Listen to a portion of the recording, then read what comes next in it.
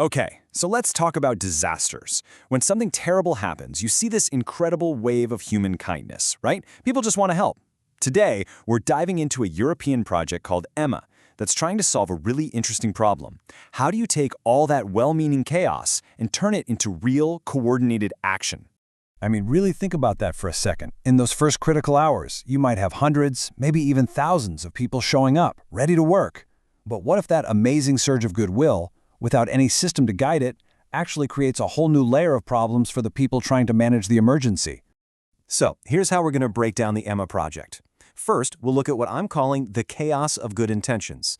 Then we'll get into the toolkit itself, what it is and how it works. We'll also see who benefits from this kind of smart approach, and maybe most importantly, we'll look at the plan to make sure this thing is actually built to last. Right, so when a disaster hits, it's like you get this symphony of helpers showing up. It's beautiful. But here's the problem. There's no conductor. Everybody's playing their own tune, and what should be a powerful harmony just becomes, overwhelming noise.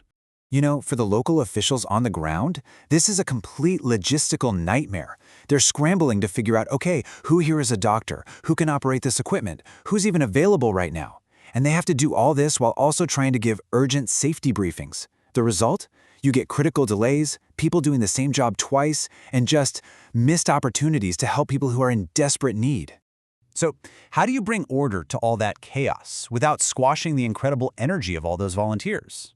That is the exact challenge the EMMA project was designed to solve. And we're not talking about some abstract idea here. It's a real, practical toolkit.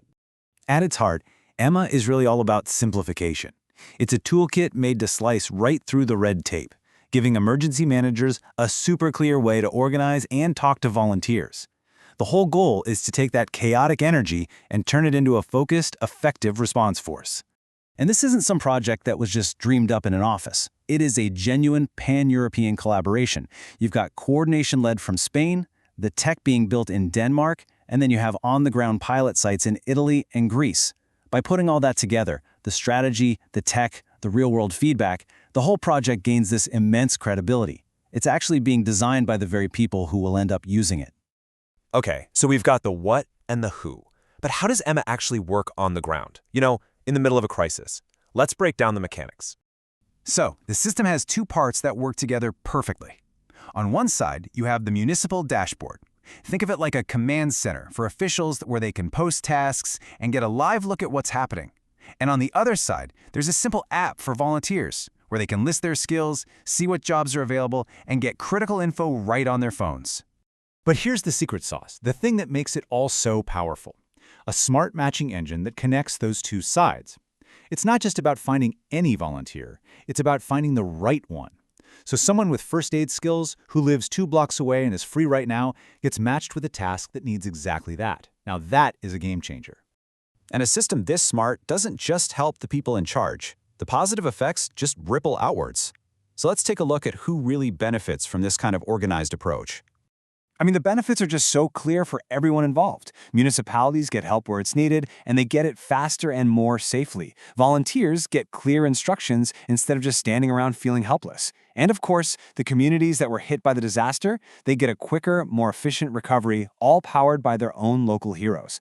It's a win-win-win. But look, you can have the greatest tool in the world, but if nobody knows it exists, it's pretty much useless, right? The EMMA team totally gets this, which brings us to their strategy for making sure this project has a real, lasting impact. Their plan basically has two big goals that are totally connected. First is dissemination, which is really just a fancy way of saying spreading the word and getting it in front of the right people. The second part, which is just as important, is valorization. This is all about proving the toolkit's value out in the real world, showing that it's not a nice-to-have, but a must-have for modern emergency management. And they've set some really clear, measurable targets to get there. It all starts with awareness. Their first goal is to drive at least 5,000 targeted visits to the project website, making sure that civil protection agencies all across Europe know that this solution is out there. But awareness isn't enough. The next goal is all about action. From there, they're aiming to get at least 20 municipalities to actively participate, to actually adopt and use the EMMA model on the ground. And finally, to really amplify that success, the plan is to bring together at least 50 key stakeholders, we're talking policymakers, leaders, at a big European event. The goal is to show them the results and build momentum for even wider adoption. And this whole strategy is mapped out so logically. It moves from that initial launch and building a digital footprint all the way through to the hands-on work of implementation and direct engagement with communities. And it all wraps up with a final phase focused on long-term sustainability, sharing what worked and trying to influence policy. And that brings us to maybe the most critical question of all. How do you make sure a project like this doesn't just fade away once the funding runs out? How do you create a legacy that lasts? Well, the partners are already planning for the long haul. They've committed to keeping all the resources online for at least 5 years. They're going to build the toolkit right into their own training programs, and they're making everything free for non-commercial use. Plus, they're keeping their network alive to look for new funding and new partnerships. This isn't just a project for them, it's a long-term commitment. This quote from their own planning documents really just says it all, doesn't it? The goal isn't just to finish a project. It's to start a movement, to fundamentally change how communities harness the incredible power of volunteers when they are needed the most. And that really leaves us with one final question. Emma provides this amazing model, but it's a question all of us need to think about for our own communities. How are we preparing to not only face the next challenge, but to effectively channel that incredible, powerful human desire to help?